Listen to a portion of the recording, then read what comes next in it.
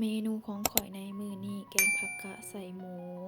กระดูกอ่อนๆเคี่ยวกรุบๆๆขั้นตอนแรกเราก็สิเอาหมูลงไปผัดเลยจ้าใส่เครื่องปรุงปลาแดกน้ำตาลแป้งนัวคนเลให้มันเข้ากันจ้าสูตรนี้ข่อยก็ใส่สูตรแม่ข่อยนะจ้าขั่วก่อนจึงเทน้ำใส่หลังจากนั้นเราก็สิมาเทน้ำลงเลยจ้าทุกคนแล้วก็คนเลปิดฝาหม้อไว้หลังจากหม้อเดือดแล้วเราก็สิเอาผักกะลงไปใส่หม้อเลยจ้า ผักคากระซื้อมาได้ยอดอ่อนๆพอดีกินเลยจ้าทุกคนบอกแก่หลายมื้อนี้ก็กินคนเดียวจ้า3-4หูดแล้วผักคากะฮอดขั้นตอนนี้ก็เสร็จไปนทีเรียบร้อยแล้วจ้าเฮาก็ตักใส่ถ้วยพร้อมเสิร์ฟพร้อมทานเลยจ้าทุกคนมื้อนี้ข่อยก็บ่ได้หุงข้าวเจ้ากินเองจ้าเพราะว่าหุงเทื่อใดก็กินบ่หมดเพราะว่ามื้อนี้ข่อยก็อยู่คนเดียวอีกหอมผักข่าห่วยๆมาเด้อทุกคนกินข้าวกับหนูนาเด้อจ้าแซ่บๆไว้เจอกันคลิปหน้าเด้อทุกคนขอบใจหลายๆที่เข้ามาเบิ่งคลิปหนูนาเด้อ